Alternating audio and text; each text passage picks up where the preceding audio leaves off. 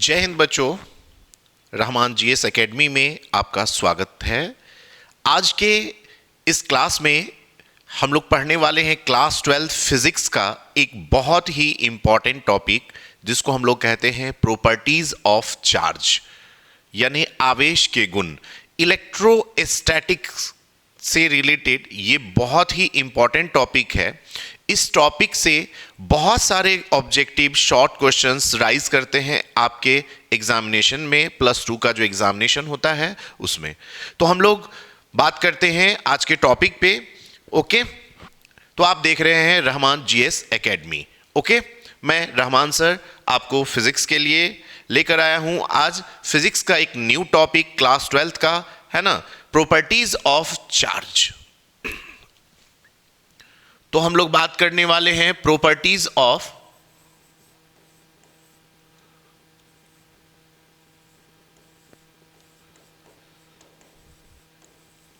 Charge की, जिसको हम लोग इलेक्ट्रिक चार्ज भी कहते हैं, आवेश के गुण। ठीक है, बहुत इंपॉर्टेंट टॉपिक है। अब इस टॉपिक में हम लोग चार्ज के बारे में लास्ट वीडियो में हम लोगों ने देखा कि चार्ज क्या है, चार्ज कितने तरह का होता है, हम लोगों ने लास्ट लाइव वीडियो में अपलोड किया था। ठीक है, आज ये अपलोडेड वीडियो इसलिए दे रहे हैं क्योंकि हम लोग को लग रहा है कि थोड़ा क्वालिटी इन्हांस करने के लिए लाइव में 720 तक ही चल पाता है, इसलिए रिकॉर्डेड वीडियो ही दे पा रहे हैं ताकि आपको अच्छी क्वालिटी में वीडियो प्रोवाइड कर सके। तो 4K में ये आपको प्रोवाइड हो जाएगा ताकि आपको अच्छी क्वालिटी का वीडियो आप देख सकें, आपको कोई प्रॉब्लम ना हो। ठीक है बच्चों, तो चलिए आगे बढ़ते हैं। तो प्रॉपर्टीज ऑफ चार्ज में जो हमारा पहला प्रॉपर्टीज है बच्चों, फर्स्ट ऑफ ऑल जो हमारा पहला प्रॉपर्टीज होगा वो होगा, चलिए इसका मैं कलर थोड़ा चेंज कर लेता हूं, और वो पहला जो गुण होगा वो क्या होगा। तो आपने देखिए कूलम्ब का नाम सुना होगा। कूलम्ब साहब ने एक प्रयोग किया और उस प्रयोग के आधार पर बताया कि भाई समान प्रकृति का जो आवेश होता है, इन्होंने इसके लिए 3 प्रयोग किया। पहला प्रयोग किया जब 2 बॉब लेकर के दोनों बॉब पर उन्होंने एक पे पॉजिटिव तो दूसरे पर भी पॉजिटिव चार्ज रखा, और जब वो दोनों को पास लाने की कोशिश करते तो ये अपने आप क्या होता, थोड़ा झटका खा करके दूर हो जाता था। ठीक है, तो यहां पे दोनों पर क्या था, प्लस चार्ज था। दूसरे स्टेप में इन्होंने क्या किया, फिर से 2 बॉब लिए और इनमें से दोनों बॉब पर अब इन्होंने क्या रखा, निगेटिव चार्ज रखा। ध्यान से देखना है, बहुत आसान है। पहले स्टेप में इन्होंने क्या किया, आपके लिए दोनों पे पॉजिटिव चार्ज लगा। दोनों बॉब जो होता है, पेंडुलम में जो बॉब लगा होता है, ये मेटल का बॉब लिए और इस पर इन्होंने क्या किया, पॉजिटिव चार्ज रखा। नेक्स्ट स्टेप में इन्होंने क्या किया, निगेटिव रखा। तो निगेटिव रखने के बाद फिर से वही घटना होने लगा, यानी कि दोनों क्या हुआ, एक दूसरे से दूर जाने लगे। ठीक है, लास्ट स्टेप में इन्होंने अब सोचा कि चलो भाई चेंज करके देखते हैं। तो इन्होंने क्या किया, एक पर प्लस और एक पर माइनस चार्ज रखा। तो इन्होंने देखा कि दोनों एक दूसरे को क्या कर रहे हैं, अट्रैक्ट कर रहे हैं। ठीक है, प्लस और माइनस एक दूसरे को क्या कर रहे हैं, अट्रैक्ट कर रहे हैं, आकर्षित कर रहे हैं। तो इससे उन्होंने क्या निष्कर्ष निकाला, इसका मतलब हुआ कि सेम नेचर का जो चार्ज होता है बच्चों, सेम नेचर का जो चार्ज होता है, that means plus plus same nature है, माइनस माइनस सेम नेचर है, और ये एक प्लस एक माइनस है तो ये अपोजिट नेचर है। तो सेम नेचर के चार्ज के बीच क्या होता है, रिपल्सन होता है, और अपोजिट नेचर के चार्ज के बीच अट्रैक्शन होता है। जैसे आपने यहां देखा एक प्लस और एक माइनस है, तो इनके बीच क्या हो रहा है, अट्रैक्शन हो रहा है, आकर्षण हो रहा है। ठीक है, लेकिन ये दोनों ही क्या है, माइनस है, ये दोनों ही क्या है, प्लस है, तो सेम नेचर के बीच क्या हो रहा है, रिपल्सन हो रहा है। ठीक है, तो पहला प्रॉपर्टीज इन्होंने यही दिया, पहला गुण इन्होंने ये बताया आवेश का कि समान प्रकृति के आवेशों के बीच क्या होता है, प्रतिकर्षण, और विपरीत प्रकृति के आवेशों के बीच आकर्षण यानी अट्रैक्शन होता है ना। सेम नेचर का जो चार्ज होगा वो क्या करेगा, रिपेल करेगा ईच अदर, अपने एक दूसरे को, और opposite nature charge attract each other. ठीक है, तो ये ध्यान रखना है आपको, ये फर्स्ट प्रॉपर्टीज। लेकिन इसके एक्सेप्शंस भी है। क्या ये चीज हर जगह लागू होता है? नहीं, कुछ ऐसी जगह है जहां पे प्लस प्लस के बीच आपको रिपल्सन नहीं, अट्रैक्शन देखने को मिलता है। अब वो जगह कौन सी है? न्यूक्लियस के अंदर, नाभिक के अंदर। नाभिक के अंदर हम जानते हैं कि मूल रूप से 3 पार्टिकल है। मूल रूप से 3 पार्टिकल होते हैं एटम के में। एटम को जब हम लोग तोड़ते हैं अब तो 7 पार्टिकल मिलता है, लेकिन चलिए अभी हम बात करते हैं 3 ही पार्टिकल की, इलेक्ट्रॉन, प्रोटॉन, न्यूट्रॉन। इनमें से इलेक्ट्रॉन क्या होता है? नाभिक के बाहर, और प्रोटॉन, न्यूट्रॉन न्यूक्लियस के अंदर रहता है, नाभिक के अंदर। अब सोचो न्यूक्लियस के अंदर जब क्या होगा? प्रोटॉन होगा, तो बहुत सारा प्रोटॉन होगा, तो उनके बीच क्या होना चाहिए? इस नियम के अकॉर्डिंग, कूलम के नियम के अकॉर्डिंग रिपल्सन होना चाहिए।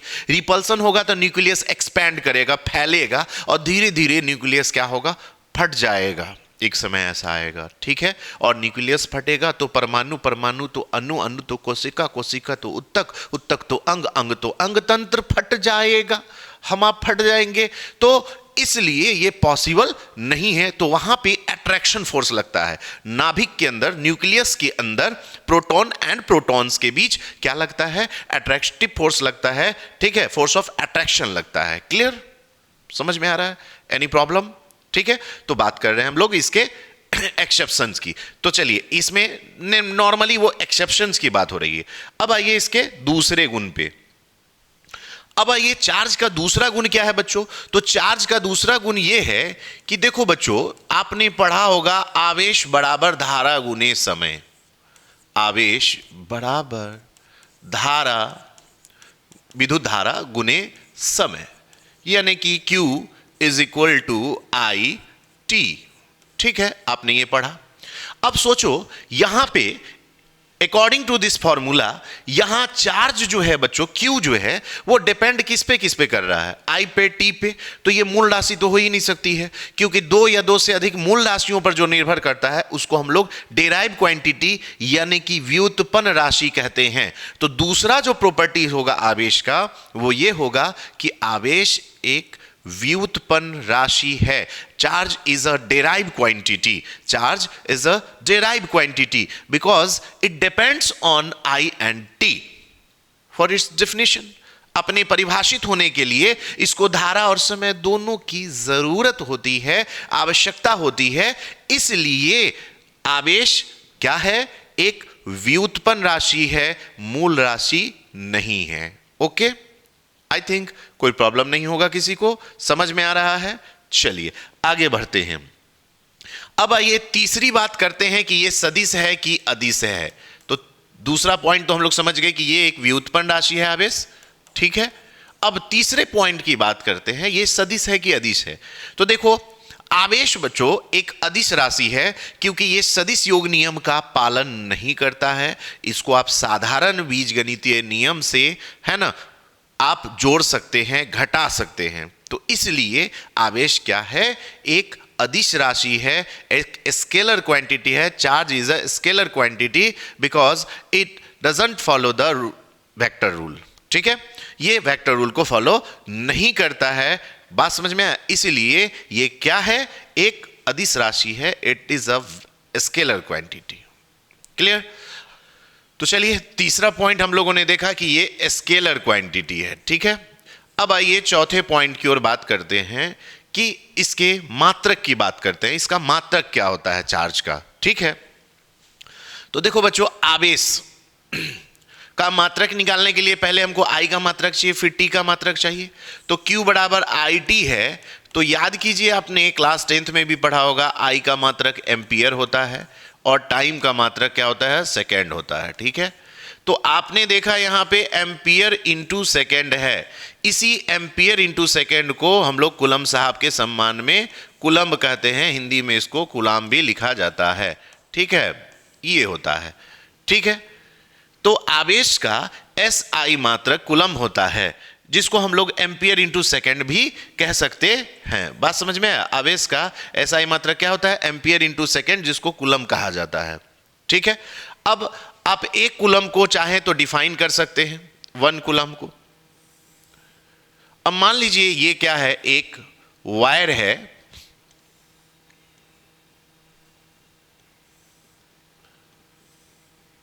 ठीक है। तो किसी चालक के अनुप्रस्थ काट से अगर 1 सेकेंड में 1 एम्पियर धारा प्रवाहित हो रही हो, ठीक है, किसी चालक के अनुप्रस्थ काट मतलब ये वाला जो सेक्शन है, क्रॉस सेक्शन एरिया, इस वाले सेक्शन से अगर क्या हो रहा है, 1 सेकेंड में 1 एम्पियर करंट का फ्लो हो रहा है, 1 सेकेंड में 1 एम्पियर करंट का फ्लो हो रहा है, तो इसका मतलब है कि इससे प्रवाहित जो आवेश होगा वो 1 कूलाम कहलाएगा, यानी 1 coulomb is equal to 1 ampere into second, ठीक है, 1 coulomb is equal to 1 ampere into second, ठीक है। अब देखिए कुछ स्मॉल वैल्यू होते हैं चार्ज के, जिसको हम लोग आगे बढ़ेंगे। अभी ये तो आपने देख लिया है ना, डिफिनीशन आप समझ में आ गया कि यदि किसी चालक के अनुप्रस्थ काट से 1 सेकेंड में 1 एम्पियर करंट का फ्लो हो रहा हो तो उससे फ्लो होने वाले चार्ज को हम लोग क्या बोलेंगे, 1 कूलाम कहेंगे, ठीक है बच्चों। चलिए आगे बढ़ते हैं अगले पेज की ओर। अब आइए कुछ स्मॉल यूनिट्स हैं, तो स्मॉल वैल्यू ऑफ चार्ज, इसको हम लोग अब जैसे देखो बच्चों ध्यान रखना है, 1 मिली कूलाम की बात करते हैं, मिली कूलम्ब, ठीक है। एक होता है 1 माइक्रो कूलम्ब, ठीक है। एक होता है 1 नैनो कूलम्ब, जो यूजेबल है, आपको हम उसकी बात कर रहे हैं। और एक होता है 1 पिको कूलाम, हेप्टो वगैरह भी होगा, लेकिन ये सब ज़्यादा यूजेबल है, हम उसी की बात कर रहे हैं। तो देखिए 1 मिली कूलाम, इसको सिंबॉलिक रूप में लिखेंगे तो 1 स्मॉल एम सी, 1 तो 1 रहेगा, मिली को हटाने के लिए हम लोग 10 टू दी पावर -3, तो कूलाम तो कूलाम। अब उसी तरह से देखो 1 माइक्रो कूलाम, तो 1 म्यू सी, इसको सिंबॉलिक रूप में लिखेंगे 1, और म्यू का value 10 to the power -6, because mu is used as micro, यहां पे म्यू का यूज माइक्रो के रूप में हुआ है, इसलिए। अब बहुत बच्चे बोले सर ये तो अपवर्तनांक भी होता है, भैया वहां जहां होता है वहां पे ना हर जगह पे उसका स्थान के अकॉर्डिंग है ना, उसका अर्थ बदल जाता है। यहां पे ये माइक्रो के लिए यूज हो रहा है, जब भी माइक्रोलम के साथ रहेगा तो ये माइक्रो है, और माइक्रो का मतलब 10 टू दी पावर -6 होता है, ठीक है। 1 नैनो कूलाम, तो 1 into 10 to the power -9 coulomb. 1 pico coulomb, तो 1 पिको कूलाम, तो 1 into 10 to the power -12 coulomb. तो ये कुछ ऐसे यूनिट्स हैं बच्चों, है ना, जिसका यूज आपको न्यूमेरिकल बनाते समय बहुत आएगा, एकदम आना ही आना है। न्यूमेरिकल जब भी पूछेगा आपका चार्ज से रिलेटेड, जो भी न्यूमेरिकल आप बनाएंगे, ज्यादातर वो मिली, माइक्रो, नैनो, पिको, इन्हीं सब वैल्यू में मिली माइक्रो का सबसे ज्यादा इस्तेमाल होता है, ठीक है, इन दो का सबसे ज्यादा यूजेज होता है। तो याद रखेंगे, क्लियर है, किसी को कोई प्रॉब्लम नहीं होना चाहिए, आगे उम्मीद करते हैं, ठीक है बच्चों। अब देखिए हम लोग बात करते हैं इसके सीजीएस यूनिट यानी ईएसयू यूनिट की। तो देखिए आवेश का जो सीजीएस या ईएसयू यूनिट जो होता है बच्चों, C4 नंबर शायद होगा प्रॉपर्टी, चलिए 4 या 5 जो भी हो, 5 नंबर होना चाहिए ना। तो देखिए आवेश का जो सीजीएस मात्रक होता है, सीजीएस यूनिट या ईएसयू यूनिट जो होगा, इलेक्ट्रोस्टैटिक यूनिट, वो होता है स्टेट कूलाम होता है, ठीक है, स्टेट कूलम्ब, ठीक है। और 1 कूलाम जो होता है बच्चों, वो बराबर होता है 3 into 10 to the power 9 stat coulomb के बराबर, ठीक है। ये ध्यान रखना है आपको, ऑब्जेक्टिव में बहुत बार पूछता है ये। अब इसी को अगर उल्टा करके लिखें तो 1 स्टेट कूलाम कितना होगा, तो देखो यहां पे 1 स्टेट कूलाम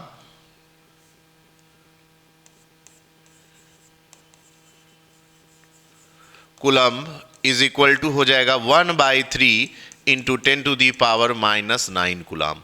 तो याद रखना है ये कुछ ऐसे वैल्यू हैं जो आपके ऑब्जेक्टिव में बहुत ही मोस्ट इंपॉर्टेंट क्वेश्चंस होते हैं, ठीक है, पूछे जाते हैं ऑब्जेक्टिव्स के लिए। तो याद रखना है सीजीएस या ईएसयू यूनिट जो होता है वो स्टेट कूलाम होता है आवेश का, और एक कूलाम में कितना स्टेट कूलाम होता है, तो 3 × 10⁹ स्टेट कूलाम होता है। उसी तरह आप याद रखेंगे कि अगर यहाँ पे बात करते हैं एक स्टेट कूलाम की, तो एक स्टेट कूलाम में 1/3 × 10⁻⁹ कूलाम वैल्यू हो जाता है, ठीक है। अब चलिए आगे बात करते हैं। छठा नंबर जो इसका प्रॉपर्टीज होगा उसकी बात कर रहे हैं। अब इसके बीमा की बात करते हैं बच्चों। तो Q बराबर आपने क्या पढ़ा, I T। तो अब सोचो Q का डायमेंशन अगर हमको निकालना है तो सबसे पहले हमको I का डायमेंशन होना चाहिए पता, उसके बाद T का। तो Q का डायमेंशन जो होगा I का I भी होता है और A भी होता है, ठीक है। तो IT या AT डायमेंशन जो होगा वो होगा IT या AT, क्योंकि करंट के लिए दोनों वैलिड है, यानी कहीं I लिखा जाता है और कहीं A लिखा जाता है। ज़्यादातर NCERT वगैरह I देता है, तो हम लोग दोनों को लेके चलेंगे कि ये IT या AT होगा, ठीक है, कंफ्यूजन का कोई चांस नहीं है।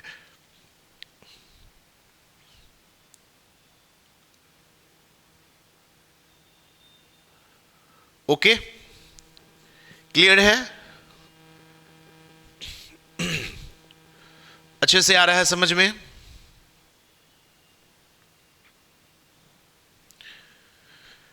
चलिए ओके, आगे बढ़ते हैं। तो आप 7वें प्रॉपर्टीज की ओर बढ़ते हैं।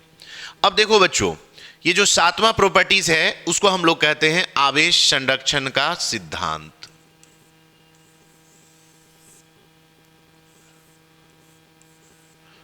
आवेश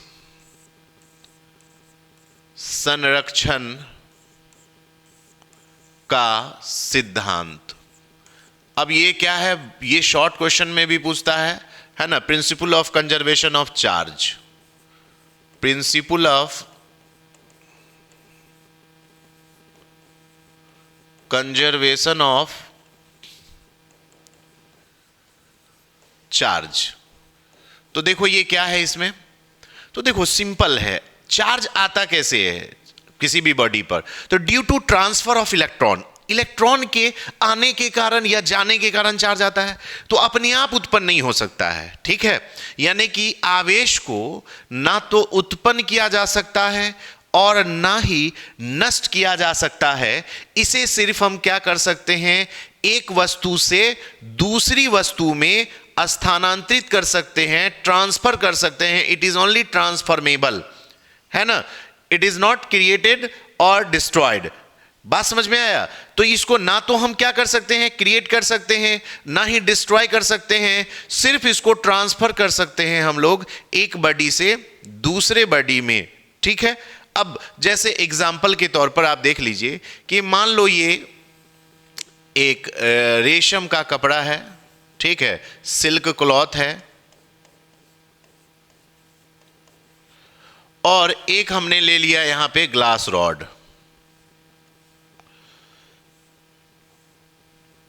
ये ग्लास रॉड ले लिया। अगले स्टेप में हमने क्या किया, दोनों को रगड़ दिया, ठीक है। अगले स्टेप में हमने दोनों को क्या किया है, एक साथ रगड़ दिया है, ठीक है। रगड़ दीजिए। जैसे ही एक साथ आप रगड़ देंगे, अगले स्टेप में आप देखेंगे कि जब इसको आप अलग करेंगे, रेशम के कपड़े को और ग्लास रॉड को, तो आप जब इस पे चार्ज का एग्जामिन करोगे कि किस पे कौन सा चार्ज है, जब आप इसको पता करोगे तो आपको पता चलेगा कि इस पे निगेटिव चार्ज है और उतना ही अमाउंट में इस पर पॉजिटिव चार्ज है, ठीक है। जितना अमाउंट में इस पर निगेटिव है उतना ही अमाउंट में उस पर पॉजिटिव है। अब माइंड में एक बात आ रहा होगा, सर इसी पर माइनस क्यों है, उस पे प्लस क्यों है। उसमें से इलेक्ट्रॉन इसमें आया, तो इसमें से उसमें क्यों नहीं गया भैया? इसलिए नहीं गया क्योंकि देखो ये जो सिल्क का कपड़ा है, रेशम का कपड़ा, उसकी इलेक्ट्रोनिगेटिविटी बहुत ज्यादा होती है, यानी उसकी विद्युत ऋणात्मकता जो होती है वो बहुत ज्यादा होती है, जिसकी वजह से वो इलेक्ट्रॉन को आसानी से गेन कर पाता है, ठीक है, ग्रहण कर पाता है। तो इलेक्ट्रॉन गेन करने की जो क्षमता है वो रेशम के कपड़े में ग्लास रॉड से ज्यादा होती है, इसलिए रेशम का कपड़ा इलेक्ट्रॉन को ग्रहण कर लेता है और ग्लास रॉड उसको दे देता है। बात समझ में आया? तो ये हमारा होता है, ये जैसे इसमें देखिए आवेश संरक्षण के भी नियम का पालन हो रहा है। इसमें से जितना इलेक्ट्रॉन इसमें आया तो इसमें उतना ही माइनस चार्ज, उतना ही इस पे प्लस चार्ज, ना तो अपने आप प्रोड्यूस कहां हुआ और ना ही नष्ट हुआ, बस एक से निकल के दूसरे में चला गया। तो इस प्रक्रिया में आवेश संरक्षण के नियम का क्या हो रहा है? पालन हो रहा है। ठीक है बच्चों, क्लियर है, समझ में आ रहा है? तो ये कुछ हमारे एग्जाम्पल्स हैं, यानी आवेश के प्रॉपर्टीज से रिलेटेड हमारे कुछ टॉपिक थे जिसको हमने आपको यहां पे बताया।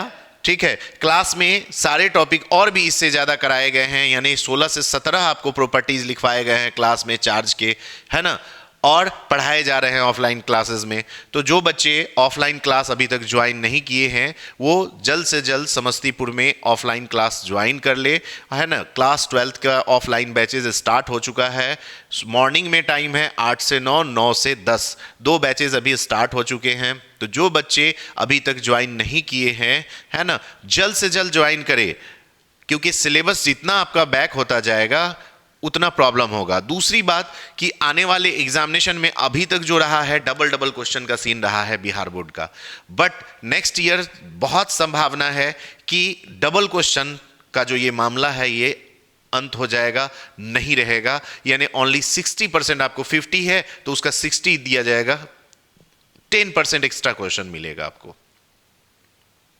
ठीक है बच्चों, यानी 50 ऑब्जेक्टिव पूछा जाता था तो उसके जगह पे 60 दिया जाएगा। तो पढ़ना स्टार्ट कीजिए। अब तक जो आप 12th में सोच रहे थे कि यूं ही सर पास हो जाएंगे, कुछ भी कर लेंगे, थोड़ा बहुत 1 महीना भी पढ़ेंगे पास कर जाएंगे, तो ऐसा नहीं है। थोड़ा मेहनत कीजिए, आगे के लिए कीजिए, क्योंकि जब तक आप 12th अच्छा नहीं होगा फिर आपका CUET वगैरह का भी मसला फंसेगा। आप कोई भी कंपटीशन में जाएंगे वहां आपको पढ़ के ही जाना पड़ेगा बच्चों। तो इसलिए जो बच्चे क्लास स्टार्ट नहीं किए हैं, जो बच्चे क्लास ज्वाइन नहीं किए हैं, उनके पास समय है, बहुत जल्द से जल्द ज्वाइन कर लें। ओके, साथ ही साथ CUET के लिए जो क्लासेस हैं वो भी हमारे मंडे 17 फरवरी से स्टार्ट हो रहे हैं। जो बच्चे दिल्ली यूनिवर्सिटी जैसे यूनिवर्सिटी में, BHU में, है ना, JNU जैसे यूनिवर्सिटी में, इलाहाबाद यूनिवर्सिटी में पढ़ना चाहते हैं और उनकी इच्छा है वो जल्द से जल्द ज्वाइन करें। ठीक है बच्चों, धन्यवाद, जय हिंद। Okay, thank you.